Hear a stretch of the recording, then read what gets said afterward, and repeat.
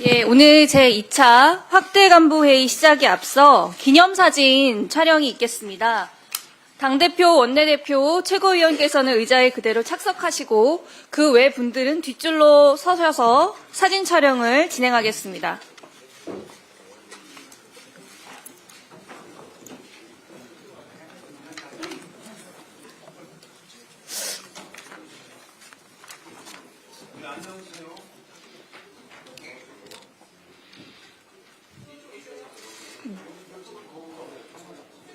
조금 이수진 위원장님 옆쪽으로 더 오시면 좋을 것 같습니다.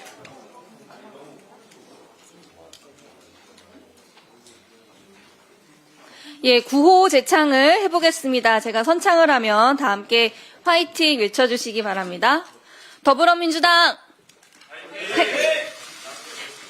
다시 한번 하겠습니다. 더불어민주당 화이팅, 전국위원회 화이팅입니다. 더불어민주당 전국위원회 네, 감사합니다. 모두 자리로 돌아가 착석해 주시기 바랍니다.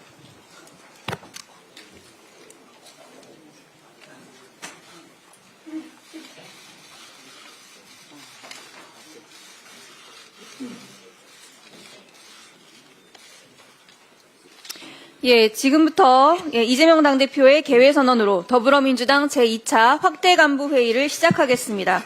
네, 회의를 시작하겠습니다. 먼저 이재명 당대표의 모두 발언이 있겠습니다. 네, 내일이 3.1절이군요. 106년째 맞는 3.1절이라고 합니다. 3.1절은 여러분 아시는 것처럼 일제 치하에서 대한민국의 독립을 위해서 온 국민이 나서 싸웠던 날입니다. 국가가 유지 존속하기 위해서는 최소한의 질서가 필요합니다. 그 최소한의 질서를 온 국민이 함께 만들어낸 것, 국민의 합의가 바로 헌법입니다. 법 체계에도 위계라고 하는 게 있습니다. 헌법, 법률, 시행령, 규칙, 조례 뭐 이런 식으로 위계가 있는데 대한민국 최고의 통치 규범, 가장 지켜야 될 핵심적 가치, 이게 바로 헌법입니다.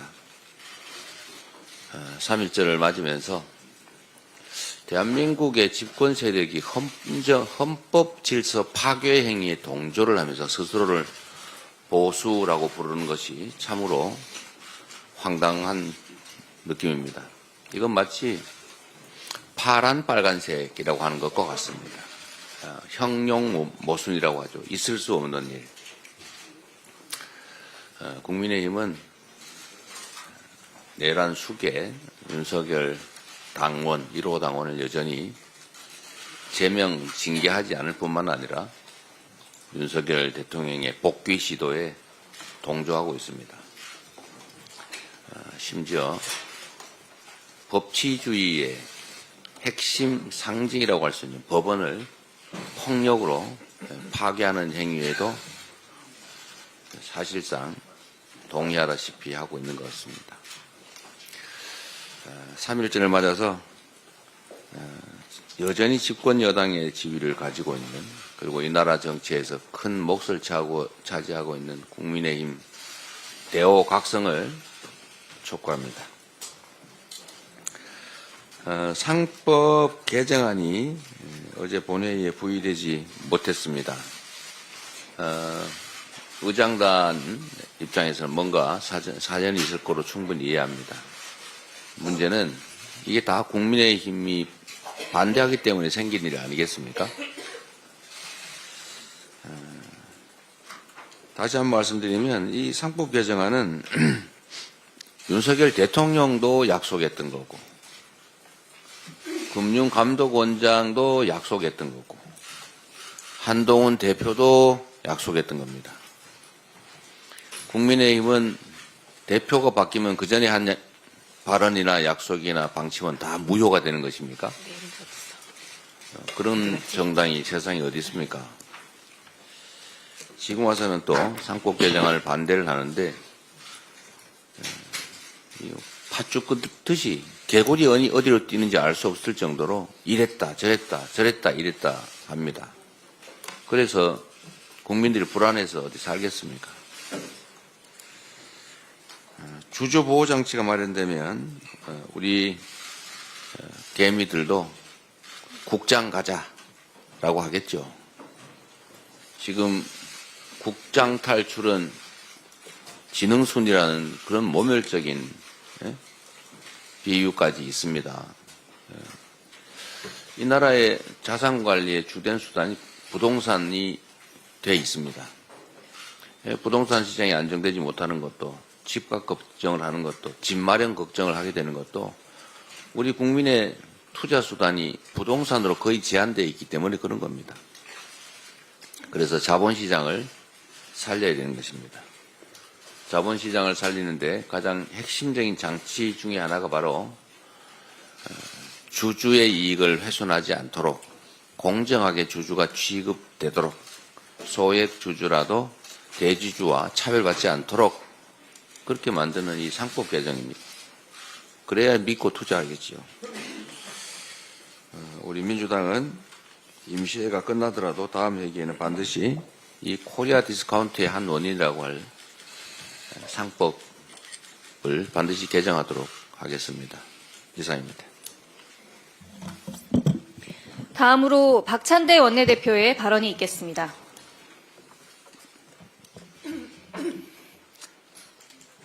하다 이제는 명태균이 민주당 사람이라는 억지입니까? 어제 국회는 본회의를 열어 명태균 특검법을 압도적 찬성으로 가결했습니다. 그런데 국민의힘은 당론으로 명태균 특검법을 반대했습니다. 심지어 권성동 원내대표는 명태균이 민주당 사람이라는 황당무계한 주장을 했습니다. 그러면 특검에 찬성하는 홍준표 대구시장도 민주당 사람입니까? 이러다 명태균이 중국인이라는 말까지 나오겠습니다. 아무 말 대잔치 그만하고 자중하기 바랍니다. 이제 공은 최상목 대행에게 넘어갔습니다. 또다시 거부권을 행사하는 것은 있을 수 없는 일입니다. 명태균 특검은 여론조작, 공천개입, 국정농단 등 중대 범죄 의혹을 규명하는 법안인 동시에 12.3 비상계엄의 진상을 규명하는 법안이기도 합니다. 공범이 아닌 다음에야 거부할 이유가 없습니다. 최상목 대행은 국회의 권한을 존중하고 명태균 특검을 즉시 공포하십시오.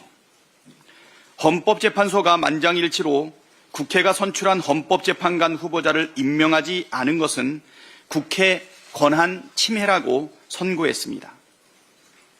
당연한 결과입니다. 헌법재판관 9명 중 3명은 대통령이, 3명은 대법원장이, 3명은 국회에서 선출하도록 한 것은 삼권 분립 정신에 기초한 것입니다. 대통령이나 대통령 권한대행은 국회에서 선출한 헌법재판관을 임명하지 않을 권한이 없습니다. 그 당연한 상식을 헌재가 다시 확인해 준 것입니다. 그런데도 최상목 대행은 마흔역 재판관 임명을 바로 하기는커녕 정무적 판단이 필요하다는 기상천외한 망언을 했습니다. 국회에서 선출했으니 바로 임명하라는 것이 헌재 선고의 취지이고 헌법 정신인데 무슨 정무적 판단이 필요합니까? 헌법을 지킬 의지가 없는 것으로 판단할 수밖에 없습니다. 최상목 대행은 마치 자신이 헌법 위에 군림하는 특별한 존재가 된 것처럼 행동하는데 어서 착각에서 깨어나십시오. 이런다고 내란 수습을 방해한 책임을 피하지는 못할 것입니다.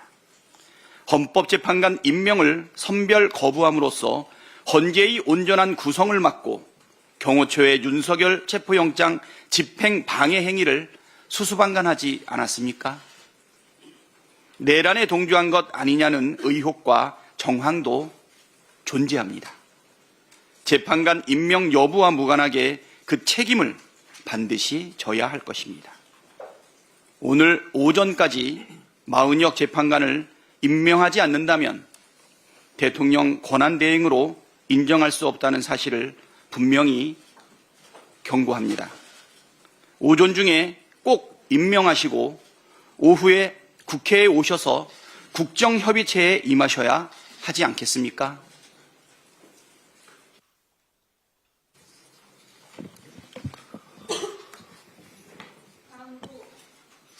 다음으로 김민석 최고위원의 발언이 있겠습니다. 국힘은 이제 내놓고 범죄 방탄 패거리가 됐습니다. 윤석열, 명태균 통화 녹음이 나와도 명태균 특검법을 반대할 명분이 도대체 뭐가 있습니까? 내란의 방아쇠와 공천 개입을 규명할 명태균 특검을 반대하는 유일한 명분은 국힘과 국힘 대선 주자들의 초토화를 막는다는 것입니다. 이쯤 되면 범죄 집단의 집단 자백입니다. 국힘이 초토화될 정도로 문제가 있다면 당연히 국민이 알아야 하는 것 아닙니까? 국민의 알 권리를 뭉개고 또 윤석열 같은 부적격 후보들을 줄줄이 내세워서 나라를 초토화하겠다는 겁니까? 최상목 대행도 내놓고 내란 비호와 국힘 편들기에 나섰습니다. 헌재 결정까지 났는데 웬 정무적 판단입니까? 최 대행이 정치인입니까? 만에 하나 명태균 특검법도 제2요구권 행사를 정무적으로 판단할 심산이라면 오늘 당장 대행 옷을 벗고 내란당 국힘에 입당 선언을 하십시오. 최소한의 형식적 명분조차 없이 중립을 가장한 최 대행의 정치 행위야말로 국가의 정상화와 경제 회복을 막는 주범입니다. 즉각 명태균 특검법을 공포하십시오. 다음으로 전현희 최고위원의 발언이 있겠습니다. 내란 수계 윤석열의 하명을 추종하는 권성동, 권영세 두 내란 쌍권총이 이재명 대표에 대한 총질을 난사하고 있습니다. 국힘의 쌍권총이 내란 전국 국회에서 이재명 전담 블랙요원으로 맹활약 중입니다. 입만 열면 내란 우두머리 윤석열을 찬양 고무하고 내란을 옹호하고 극우 선동을 일삼는 내란 쌍권총 권성동, 권영세 두 의원의 활약으로 국민의힘은 내란의 힘, 극우의 힘으로 거침없이 나아가고 있습니다. 권성동, 권영세 의원의 이참에 아예 옥중 내란군주 윤석열의 집사 변호사로 이직하는 것이 훨씬 더 어울릴 듯합니다. 불법 계엄 내란 여파로 꾸려진 국힘 비대위가 내란 극복은커녕 내란 수계에 충성하는 내란 동조 극우 친위대가 되었습니다. 내란을 옹호하고 극우와 결탁해서 헌법 무시, 헌법기관 급박을 일삼고 당내 불법 선거로 얼룩진 부패 비리 정당은 대한민국 민주주의 정당사에서 퇴출이 정답입니다. 국민의힘은 극우의 힘으로 불리는 것이 억울하다면 지금이라도 정신 차리고 1호당은 내란 수계 윤석열을 출당 조치하십시오. 극우의 힘, 내란의 힘당에 대한 국민의 심판의 날이 다가오는 현실을 직시하기 바랍니다. 헌법재판소가 대통령 권한대행의 마은혁 헌법재판관 불임명은 위헌임을 만장일치로 확인했습니다. 헌재의 결정은 대통령이 국회가 선출한 헌법재판관을 임명하는 것은 자의적인 선택권이 아니라 헌법상의 의무임을 확인한 것입니다. 헌재가 최상묵 부총리 최상묵 권한대행의 그동안 내란 수계 비호 헌법 무시 행태에 대해서 철퇴를 가한 것입니다. 최상묵 대행은 위헌 위법 권한 남용 상습범입니다. 헌법을 무시하고 법을 위반한 공직자는 지위 고하를 막론하고 법으로 엄격 처벌해야 합니다. 헌재의 뜻을 존중한다라면서 정무적인 판단을 하겠다라는 식의 헌법 위에 군림하려는 망동은 권한대행에게 결코 용납되지 않습니다. 최 대행은 헌재 결정을 겸허히 수용하고 지금까지 자행한 반헌법적인 국헌 문란 행위에 대해서 국민께 정중히 사과하십시오. 운전대행의 본분은 안전 운전입니다. 자신이 차주인 것처럼 운전대를 마음대로 돌리다가는 반드시 대형 사고가 나기 마련입니다. 국민의힘은 윤석열의 계엄은 김건희 방탄용이었다는 것이 점점 뚜렷하게 드러나고 있습니다.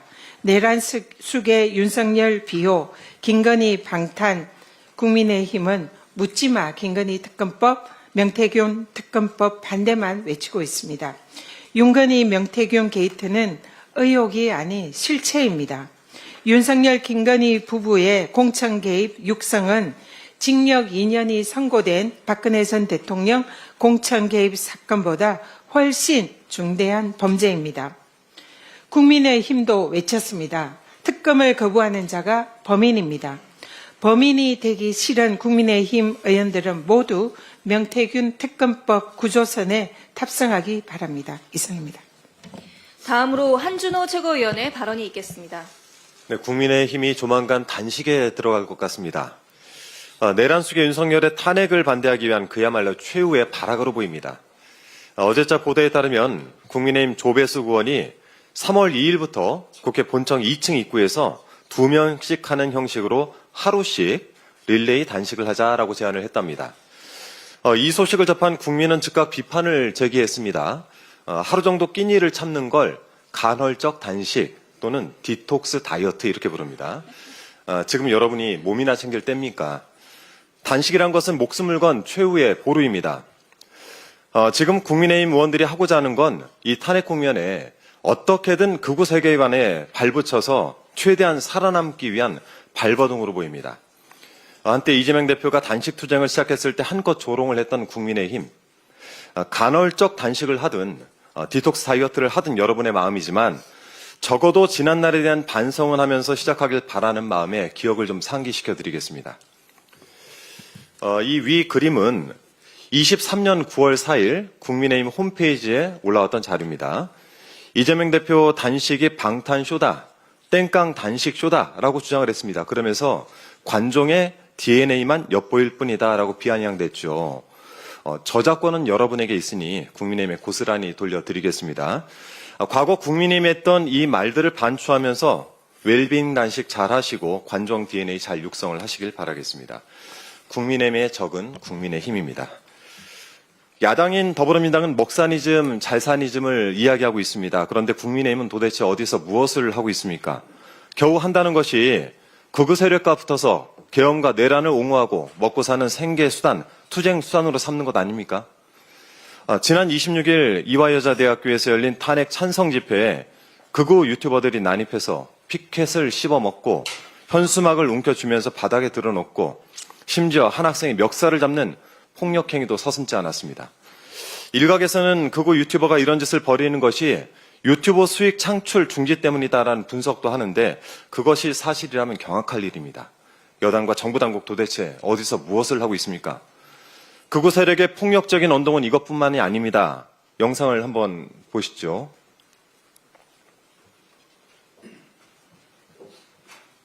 결국 허영 교수님은 헌법재판소가 국민의 신뢰를 잃어서 가루가 될 것이라고 경고를 했습니다. 허영 교수의 표현을 빌리자면 헌법재판소는 역사 속으로 허영 교수의 표현을 빌리자면 헌법재판소는 가루가 되어 사라질 것이고 허영 교수님 아시다시피 우리나라 헌법 최고의 권위자입니다. 허영 교수의 표현을 빌리자면 헌법재판소는 가루가 되어 사라질 것이다 했습니다. 저 영상 좀 박제를 해야 되겠습니다. 보시다시피 전한길 씨는 국회 기자회견에서 헌재는 가루가 돼 사라질 것이다라는 협박성 발언을 수차례 반복했고 국민의힘 윤상현 의원은 국민 뜻에 반하는 헌재는 존재할 필요가 없다라고 주장을 했습니다. 헌재 분쇄를 꿈꾸는 이들의 무도한 언사가 이 땅의 민주주의와 법치주의를 마구 흔들고 있습니다. 잠자는 백골공주 김민전 의원에 이은 제2의 백골단 사태입니다. 그리고 저 기자회견 뒤에 서 있던 사람들 혹시 백골단 단원 아닙니까? 겁도 없이 국회 안에서 이런 일을 벌인 자들에 대해서는 특단의 조치가 필요할 것 같습니다. 오늘 중 윤상현 의원에 대한 윤리특위 제소를 진행하겠습니다. 사회적으로 혼란을 틈타서 이득을 취하는 이런 자들이 활개칠 수 있게 만든 장본인은 바로 내란 속의 윤석열입니다. 어제 박민영 국민의힘 대변인이 한 방송에 출연을 해서 192석 이재명이 비상계엄을 선포했을 때 우리가 물리적으로 막을 수단이 없다라는 취지로 이야기를 했던데요. 계엄을 한번 해보니까 비상계엄이 입에 쉽게 당기죠. 하나같이 가관들입니다. 정신들 차리십시오. 지금이 디톡스 다이어트네 할 때는 아니지 않습니까? 더불어민주당은 계몽을 목적으로 계엄을 선포한 대통령 윤석열이나 사회 혼란을 부추기는 여당을 자처하는 국민의힘, 그리고 극우 세력에 유린당한 대한민국을 정상화하는 데 최선을 다하겠습니다. 65년 전 오늘 대구에서 이승만 독재에 저항한 학생들이 있었습니다. 그 학생들은 결의문에서 타고르의 시 한 구절을 인용을 했습니다. 그 촛불 다시 한번 켜지는 날, 너는 동방의 밝은 빛이 되리라. 2.28 민주운동 기념일을 맞이하는 마음이 평소보다 더 무겁고 숙연해집니다. 내일 3.1절 안국동 사거리 집회 현장에서 뵙겠습니다. 이상입니다. 다음으로 김병주 최고위원의 발언이 있겠습니다. 네, 내란 국정조사 특별위원회가 내란 청문회를 마치고 오늘 결과보고서를 채택합니다. 그동안 소기의 성과를 이루어냈습니다. 헌법재판소에서 수도 없이 쏟아낸 윤석열의 거짓말을 국조특위 청문회에 나온 증인을 통해 거듭 확인했습니다. 헌재에서 따져볼 문제들을 제기하는 역할도 했습니다. 다만 국정조사 과정에서 드러난 국민의힘 의원들의 행태는 강한 아쉬움으로 남습니다. 진실을 밝혀 민주주의를 지켜야 할 위원들이 제대로 된 조사는커녕 내란 속의 윤석열 변호에만 급급한 모습을 보였습니다. 본질과 무관한 발언과 거짓 주장으로 회의를 방해했다고 해도 과언이 아닙니다. 또한 청문회 출석을 앞둔 증인을 따로 불러서 회유하려고 했던 정황도 드러났습니다. 국민 앞에 부끄러운 일입니다. 이번 국정조사는 국민의 알 권리는 물론 민주주의를 회복하기 위한 중대한 절차였습니다. 내란을 기획하고 실행한 세력, 그리고 그들을 비호하는 세력들에게 엄중한 책임을 물어야 합니다. 불출석과 거짓 증언으로 국정조사를 방해한 증인들에 대한 강력한 조치가 필요한 이유입니다. 이를 통해 다시 한번 이 땅에서 민주주의를 위협하는 반헌법적 행태가 반복되지 않도록 해야 합니다. 다시 대한민국, 다시 민주주의를 위해 내란 세력을 끝까지 추적하고 발본색원하겠습니다. 내일은 3.1절입니다. 3.1절이 어떤 날입니까? 우리 선조들이 우리의 독립을 외친 것에 그치지 않았습니다. 단순한 독립운동을 넘어 우리나라 민주주의의 근간을 이룬 역사적 사건입니다. 106년 전 국민이 주체가 되어 자신의 권리를 주장하고 민주주의를 향한 첫걸음을 내디딘 날입니다. 다시 말해 주권 재민주의가 태동한 날입니다. 이후 3.1 운동은 대한민국 임시정부 수립과 헌법 제정, 그리고 오늘날 민주주의 체제에 이르기까지 중대한 역할을 했습니다. 이처럼 우리 선조들이 피로 일군 민주주의가 지난 12월 3일 큰 손상을 입었습니다. 내란 속의 윤석열 일당으로 인해 100년 넘게 공들인 민주주의의 탑이 순식간에 무너졌습니다.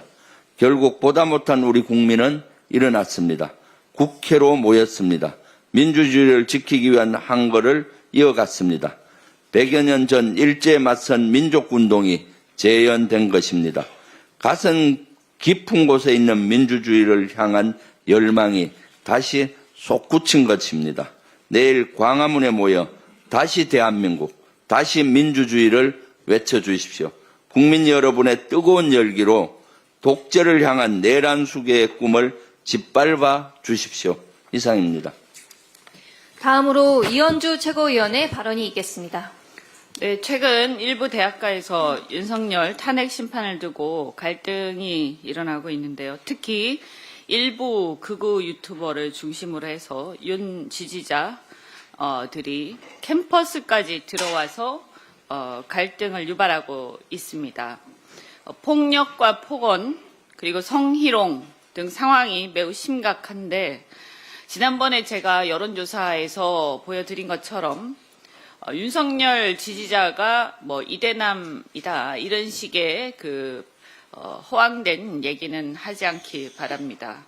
이 공권력은 이러한 어떤 위법 행위에 대해서 철저한 수사 그리고 처벌을 해야 할 것입니다.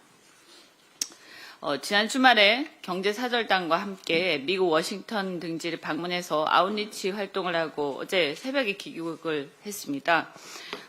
미국의 앤디 김, 댄 설리반, 또 토드 영 같은 상원 의원들 만나서 한미 통상 현안에 대해서 논의를 하고 빅터 차 등 미국, 일본 등 동북아 관계 전문가들을 만나서 얘기를 나눴습니다. 그런데 제가 미국 가서 느낀 게 국민의힘 일각에서 가짜 뉴스로 이 미국에서까지 민주당을 비난해서 그런 허위 사실들이 도는 것들을 좀 발견했습니다. 이런 것들은 저는 이게 국익을 저버린 아주 모렴치한 행위라고 생각합니다. 앞으로 이러한 어떤 허위 사실이 유포되는 것을 발견할 경우에는 하나도 빠짐없이 전부 다 법적으로 처리한다 하고 생각을 하고 그에도 앞서서 이러한 행태는 국익을 저버린 행태다. 역시 국민의힘은 보수나 극우도 아니라 이것은 저는 반국가적인 행위라고 생각합니다. 분명하게 경고합니다. 몇 가지 사항을 보고를 드리면 미국은 제조 부활의 사활을 건 것 같습니다. 그중에서도 우리 대한민국하고 함께 협력할 만한 분야가 AI나 에너지, 조선 분야라고 생각을 하는데 특히 이런 분야들 중에서 조선이나 에너지 또 그 외에도 전략 산업들은 대한민국이 중국을 대체할 수 있는 유일한 경우가 많습니다. 이런 점을 잘 주지를 시켜야 될 것 같습니다. 조선협력과 관련해서는 쉽섹트로 불리는 미 해군 함정을 동맹국에서도 건조할 수 있도록 하는 법안을 공동 발의한 토드영 상원 의원이 설명을 많이 해서 들었습니다만 여기서 보면 이제 그 미국의 우리나라의 하나오션이 미국의 그 필리조선소를 최근에 인수를 했습니다. 거기에 제가 방문을 해서 상황을 설명을 들어봤는데 우리나라 같은 경우에는 하나오션이 1년에 연간 건조 용량이 40에서 50척에 달하는데 거기는 뭐 보니까 1년에 한 척 내지 두 척 정도밖에 되지 않는 것 같습니다. 그만큼 지금 조선업의 건조 용량이 한국이 매우 뛰어나고 따라서 한국의 조선업 협력이 굉장히 긴밀하게 필요한 상황인 것 같습니다. 한국에서 미 함정의 MRO 및 건조를 위한 법제화, 한미-조선 산업협력을 위한 한미의원협의회 구성 등 한미-조선 협력을 위해서는 우선 미국에서 쉽섹트의 통과가 필요함을 강조를 했고 한국에서도 필요한 입법 조치를 다하겠습니다.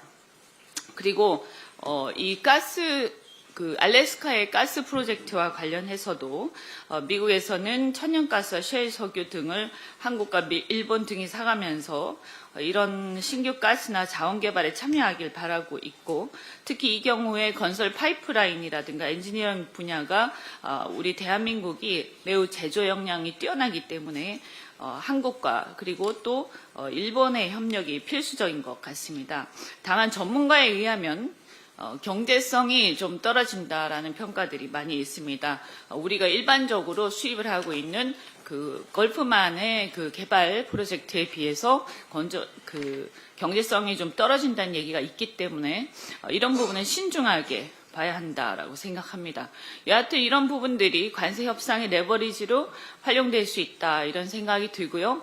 그래서 우리뿐만이 아니라 일본과 대만, 아세안 등 다른 아시아 국가들과의 연대 연대해서 참여하는 것도 고려해 볼 만하다 이렇게 생각합니다.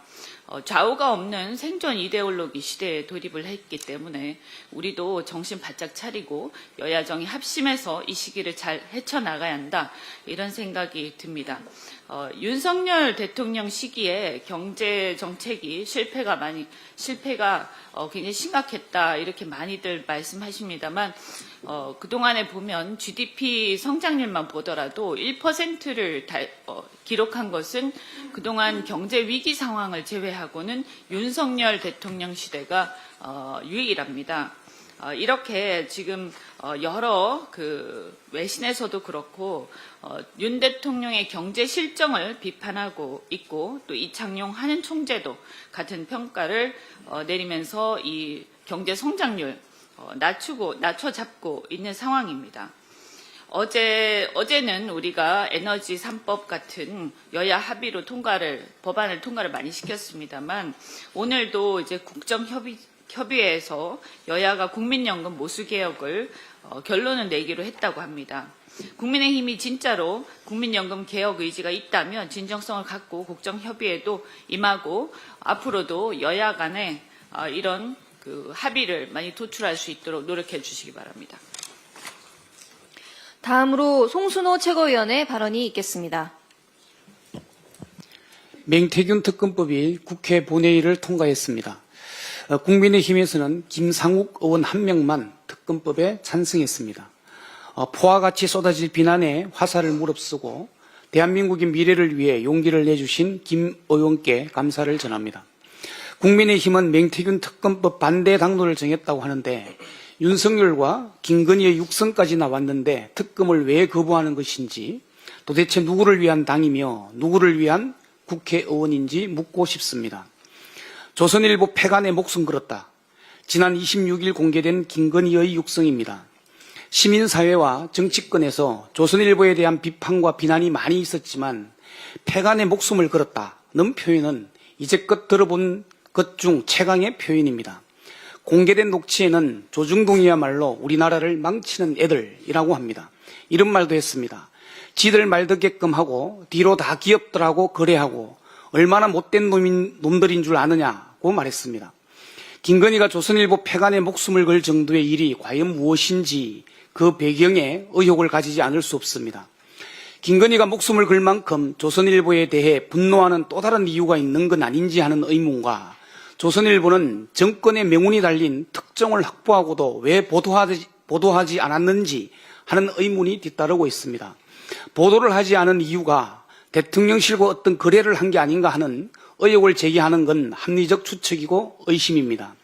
맹태균과 윤석열, 맹태균과 김건희의 통화 육성이 공개되면서 윤석열 부부가 지난 대선에서 맹태균으로부터 여론조사 등 도움을 받은 대가로 김영선 전 의원에게 공천을 줬다는 의혹이 점차 뚜렷해지고 있습니다.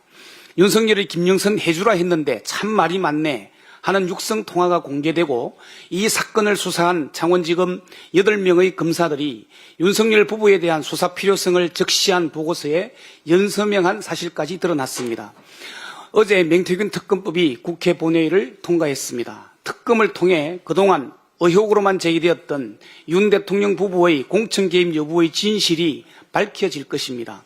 남승건 변호사가 밝힌 대로 맹태균이 윤 대통령 부부의 공천 개입을 뒷받침할 핵심 물증인 통화 녹음 파일을 갖고 있다는 사실을 김 여사에게 알렸고 그것이 윤 대통령이 비상계엄을 선포한 계기가 됐다는 말의 진위도 특검을 통해 밝혀질 것입니다. 또한 조선일보는 김건희의 육성이라는 특종을 지고도 왜 보도를 하지 않았는지에 대한 내막도 밝혀질 것입니다. 도이치모터스 주가 조작 사건을 무혐의 처리해 면죄부를 준 검찰입니다. 공천 개입과 여론 조작 의혹을 이제껏 뭉개왔습니다. 검찰을 믿을 수 없습니다. 실체적 진실을 밝히는 길 특검밖에 없습니다. 국민의힘이든 최상목 대행이든 특검을 거부하는 자가 범인입니다. 국민의 명령, 맹태균 특검법을 즉각 공포하라. 이상입니다. 다음으로 홍성국 최고위원의 발언이 있겠습니다. 네, 시공능력 116이 안강건설이 자금난을 견디지 못하고 법정 관리를 신청했습니다. 대형 건설사인 L건설도 자금난을 막지 못해서 자고책을 마련하고 있다는 기사가 어제 언론을 도배했습니다. 올해 들어 유서 깊은 신동아건설이나 삼부건설 등이 잇따라 법정 관리를 신청했습니다. 우선 해당 기업의 분양을 받으신 분들을 피해를 줄이기 위한 대책을 서두르어야 합니다. 동시에 유사하게 자금난을 겪고 있는 건설사를 찾아서 선제적으로 조치를 마련해야 합니다. 이런 주택시장과 건설사의 난맥상은 이미 예정된 것이었습니다. 윤석열 정권 출범 이후 부동산 PF 처리를 그냥 덮어놓고 거의 아무것도 하지 않은 것이 시간이 지나니까 자연히 부상되고 있는 상황입니다. 그리고 제대로 된 주택 공급 계획도 없었습니다. 이 결과 올해부터는 수도권은 이제 입주 물량이 줄어듭니다. 그래서 전세 없기도 여러 가지 어려운 측면이 발생할 것이고요. 반면에 지방은 미분양이 계속 확대되고 있는 양극화 현상이 있습니다. 지방 미분양은 수도권인 경기 남부 지역까지 이미 올라와 있는 상태입니다. 위기를 느꼈는지 지난 2월 달에 정부는 또 5조 원의 가계대출을 늘려서 막아보자 하는 미봉책을 쓰고 있습니다. 이런 정책은 진통제입니다. 치료제가 아닙니다. 지금 윤석열 탄핵을 서둘러야 하는 이유는 정부 여당이 진통제 정책을 거의 모든 분야에 쓰고 있는데 특히 주택이라든가 금융과 관련된 정책들은 3년, 4년, 5년 이상을 바라봐야 되겠습니다. 마련해야 됩니다. 그래서 저희 더불어민주당은 진통제가 아닌 치료제를 제대로 된 맞춤형 치료제를 만들기 위해서 더욱 노력하겠습니다. 그래서 윤석열 탄핵을 서둘러야 합니다. 이제 윤석열 탄핵은 정치적인 문제가 아닙니다.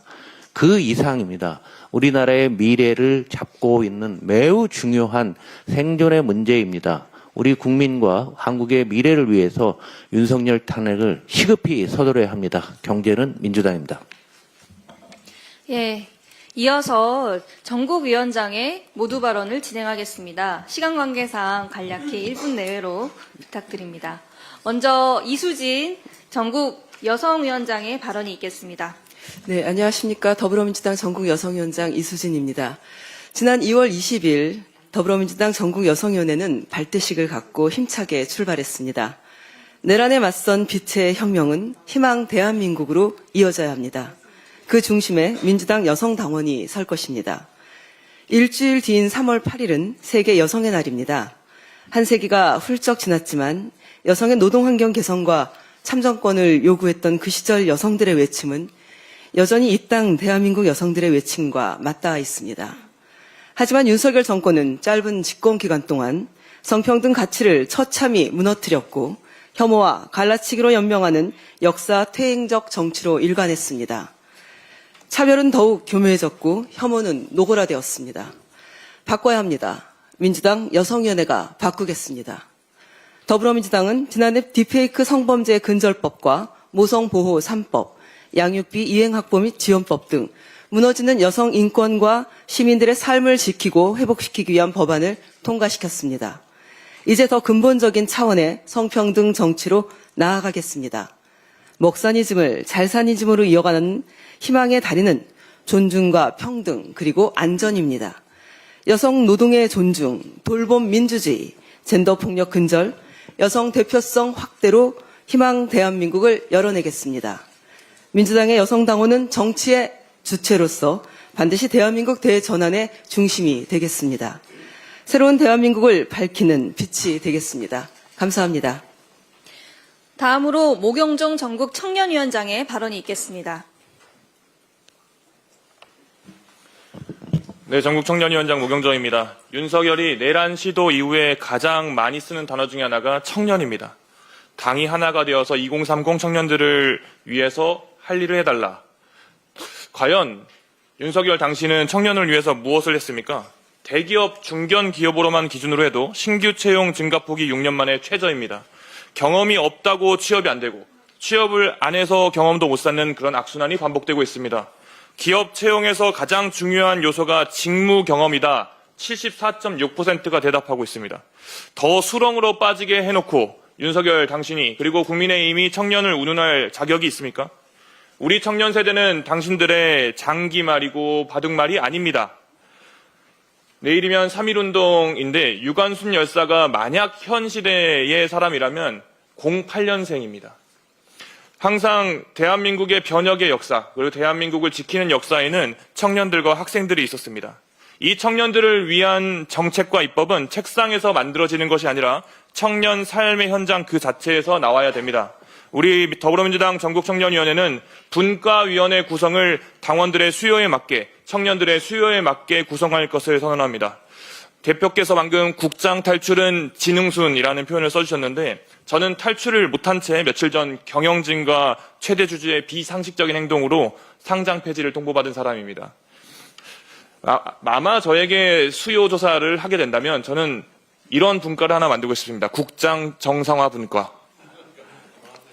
청년들에게 눈높이를 맞추라고 강요하지 말고 건강한 일자리를 만들어야 됩니다. 건강한 생태계를 조성해야 청년만이 아닌 대한민국 전체가 건강하고 활기찬 세대로 구성될 것입니다. 말만 하는 2030 정책 그만하고 진짜 성장할 수 있는 환경을 마련해야 합니다. 마련해 달라고 하지 않겠습니다. 함께 만들어 가겠습니다. 최상목 권한대행께 마지막 한마디 하겠습니다. 당신은 국민의힘 1호 당원이 아닙니다. 정무적 감각을 운운하기 전에 우리나라 청년 세대의 삶을 챙기는 감각이나 키우십시오. 이상입니다. 다음으로 봉건우 전국 대학생위원장의 발언이 있겠습니다. 최근 극우 내란 동조 세력을 중심으로 2030 세대에 대한 탄핵 반대 가스라이팅이 도를 지나치게 넘고 있습니다. 이젠 하다 못해 대학 캠퍼스 내부에까지 진입해 난동을 피웁니다. 심지어 몇 학교의 경우에는 신입생들이 가장 축복받아야 할 입학식 날에까지 그런 집단적 행동을 하려고 기획했던 사실 또한 확인됐습니다. 게다가 이런 집회에 반발하는 학생들과 물리적 마찰이 생기고 폭력을 휘두르는 지경까지 이르렀습니다. 또한 교묘하게 성별 갈라치기를 하여 특정 성별은 탄핵 찬성으로 특정 성별은 탄핵 반대로 여론이 모이고 있다는 주장을 하고 이를 몇 언론이 퍼나르지만 탄핵 반대에도 청년이 모이고 있다는 근거는 50여 명이 채 안 되는 청년이 서부지법 폭동 사태에 가담했다는 사실뿐입니다. 내란 속의 윤석열이 탄핵 심판에 영향을 미치려는 시도로 명분도 진심도 없이 청년 파리를 하는 것에 발맞춰 마지막 발악을 하는 듯한 모습입니다. 존경하는 대한민국의 청년 대학생 여러분께 호소드립니다. 마지막 발악을 하는 내란 세력의 어처구니 없는 가스라이팅 시도를 단호히 처단해 주시고 우리의 캠퍼스를, 일상을 지켜주십시오. 대한민국의 민주 헌정 질서가 무너지고 국민의 대의기관인 국회를 무력화하려 했던 12월 3일 그날 밤에 엄혹하고 차가웠던 공기를 기억해 주십시오. 대한민국이 위기에 처할 때마다 거리로 나서고 정의를 부르짖으며 이 나라를 지켜냈던 것은 바로 우리 청년들과 대학생들이었습니다. 다시 한번 우리의 밝은 내일이 짓밟히지 않도록 힘을 모아주시기 바랍니다. 감사합니다. 다음으로 서미화 전국 장애인위원장의 발언이 있겠습니다.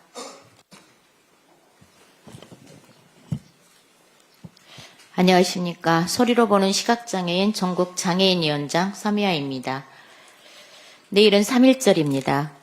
106년 전 깨어있는 선조님들의 3.1운동이 있었기 때문에 강복은 물론 대한민국 민주주의가 가능했습니다. 그런데 내란 속의 윤석열 때문에 민주주의와 민생이 엉망이 되었습니다. 이럴 때 가장 힘든 분들은 장애인 분들처럼 사회적 약자들이십니다. 하루속히 내란 속의 윤석열의 파면이 결정되고 대한민국의 민주주의와 민생을 회복시키는 데 서둘러야 한다고 생각합니다. 지난 24일 더불어민주당 전국장애인위원회 발대식이 있었습니다. 이재명 대표님과 장애인 10만 당원 시대 결의서를 서명하는 것을 시작으로 박찬대 원내대표님을 비롯해 당 지도부와 선배 동료 의원님들께서 많이 찾아주셔서 성황리에 진행되었습니다. 당초 목표 인원이 300분의 장애인 동지들이 참석하는 거였는데 장애인 당원 동지 여러분들과 내외 기빈 여러분들이 500명이 넘게 오셨습니다. 발대식 당일 휠체어 장애인들이 100명이 넘게 오셨는데 장소 섭외를 계단식이 아닌 의원회관 3층 로비에서 무대 없이 평평한 파란색 카펫을 깔아서 진행한 것이 장애인 분들이 접근하기 좋았다라는 평가를 받았습니다. 이 자리를 빌어서 함께해 주신 모든 분들께 감사의 말씀을 전합니다. 발대식 당일 한영사와 결의문을 통해서 선언한 것처럼 더불어민주당 전국장애인위원회는 10만 장애인 당원 시대를 열어 정권 교체와 새로운 대한민국을 열어가는 데 마중물이 될 것입니다. 그리고 장애인 당원 중심주의를 기반으로 장애인이 시민으로 이동하는 민주주의를 열어갈 것입니다. 전국장애인위원회는 지난 1월부터 지역 순회 간담회와 시도당 장애인위원회 발대식을 진행하면서 지역을 순회하고 있습니다. 충남, 충북, 대전, 울산, 인천을 다녀왔고 오늘 대구, 다음 주에는 강원, 경기, 제주, 전남 지역을 순회합니다. 장애인 당원을 조직하고 장애인 당원 외연을 확대하는 데 모든 노력을 다하고 있습니다. 더불어민주당 장애인 당원 중심 시대가 대한민국의 민주주의 회복을 선도해 나갈 것입니다. 이상입니다. 다음으로 최초로 전국노동위원장의 발언이 있겠습니다. 예, 지난 월요일 제2기 탄소중립 녹색성장위원회가 위원 구성을 마치고 출범을 하였습니다. 탄소중립 기본법에는 기후 극복 과정에서 이해관계자들이 실질적이고 동등한 참여를 보장하고 있지만 제1기 탄노기에서 노동자를 배제하여 노동계에서 소송을 제기하며 개정을 촉구해왔습니다. 그런데 2기 역시 구색만 갖춘 반쪽짜리 탄노기가 되고 말았습니다. 올해 말부터 태안 1, 2호기를 시작으로 석탄화력 발전소 폐지가 본격화됩니다. 탄소중립 정책이 산업구조 변화와 노동자 보호를 동시에 고려하지 않으면 정의로운 전환이 아닌 노동자 희생을 강요하는 정책이 될 위험성이 큽니다. 그럼에도 정부가 공식화한 탄소중립 녹색성장위원회 2기 구성을 보면 이러한 우려가 현실이 되고 있습니다. 에너지 대전환의 중심에 있는 유관산업 노동자의 위원회 참여는 필수적임에도 이번에도 전력노동자는 위원회에서 배제가 되고 말았습니다. 그 대신 노동계 몫으로 한국노총 인사 1명과 함께 서울교통공사 올바른 노동조합 위원장이 위촉이 되었습니다. 여기 서울교통공사 올바른 노동조합 위원장은 과거 국민의힘이 영입을 추진했던 인물로서 윤석열 정부의 코드 인사입니다. 탄소중립 녹색성장위원회는 대한민국 에너지 정책을 좌우하는 대통령 직속의 핵심 기구입니다. 그럼에도 정부는 전문성과 현장성이 결여된 구색 갖추기 위원회를 구성했습니다. 그야말로 윤석열의 마지막 알박기 인사라고 밖에 말할 수 없을 것입니다. 정책기구가 정당의 이해관계나 정치적 타협으로 운영되어서는 안 될 것입니다. 현장의 목소리를 반영할 수 있는 노동계 대표가 반드시 참여할 수 있도록 보장을 촉구합니다. 이상입니다. 다음으로 임미애 전국농어민위원장의 발언이 있겠습니다. 우수가 지났습니다. 얼음이 녹고 비가 내려 본격적인 영농 준비를 하는 절기입니다. 그런데 예측할 수 없는 기후 상황으로 농민들이 농사를 짓기 매우 어려운 시절입니다. 지난해 민주당은 농업재해와 관련한 대책을 법안으로 발의했고 농민들의 고질적인 문제였던 재해보험 할증 문제에 대해 제도 개선을 위해 애썼습니다. 그러나 권한대행 체제에서도 거부권 행사로 좌초되고 말았습니다. 윤석열 정부 아래 이 거부권 행사 1호 법안이 농업관계법입니다.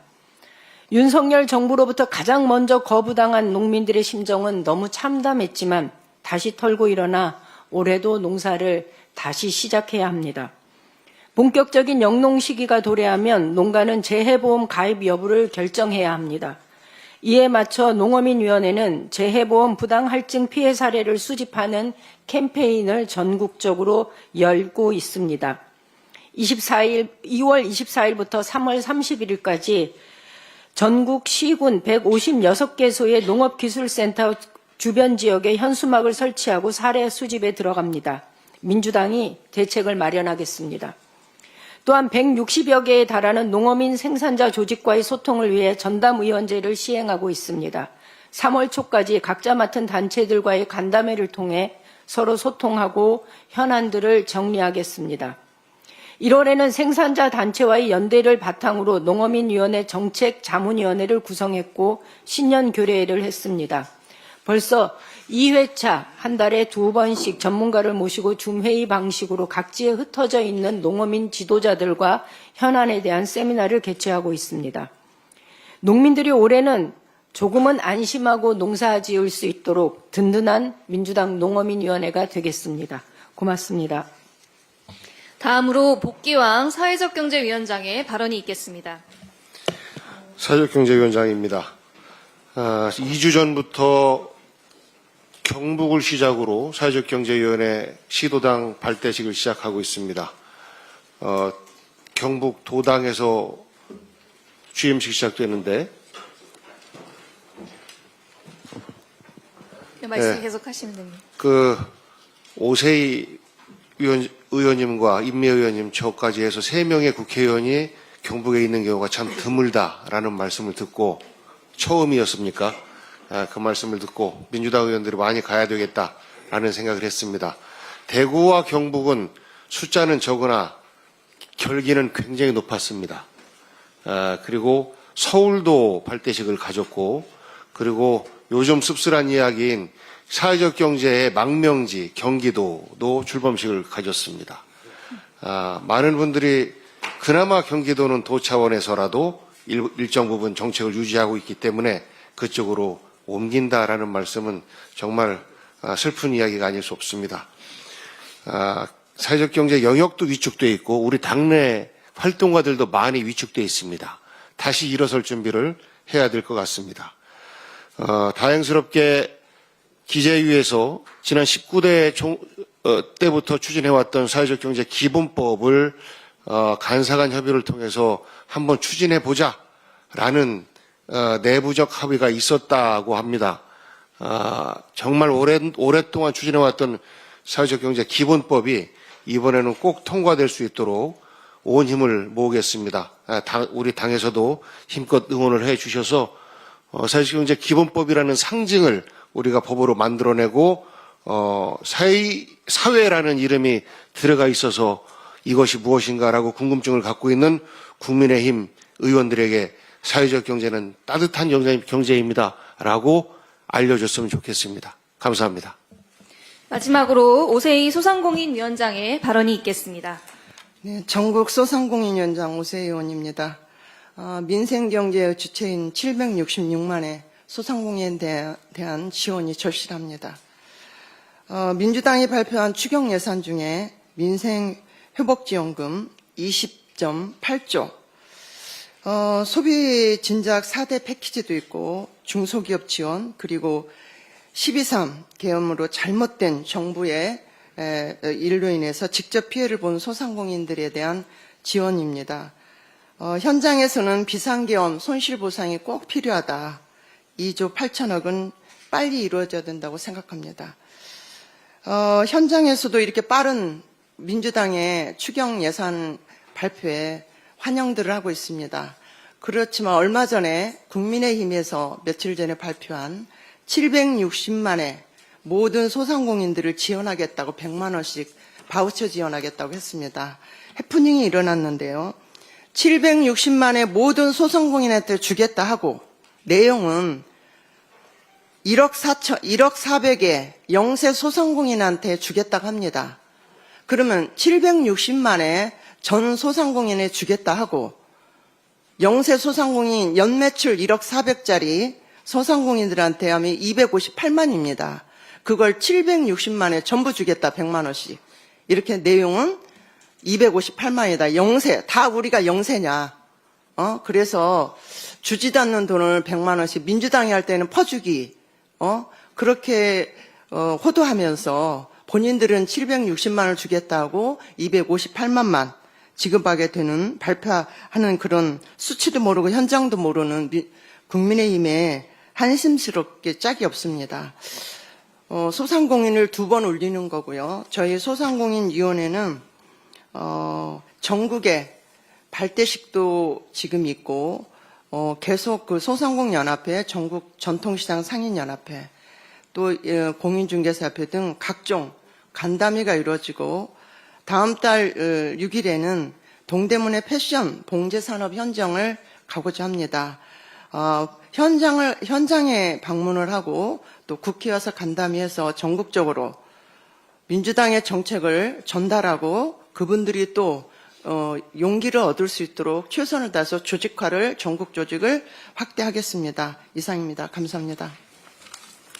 예, 이상 발언을 모두 마치고 회의를 비공개로 전환하겠습니다. 언론인 및 보좌진 여러분의 협조를 부탁드립니다. 뒤쪽에 계신 분들은 앞으로 앉으셔도 될 것 같은데. 복귀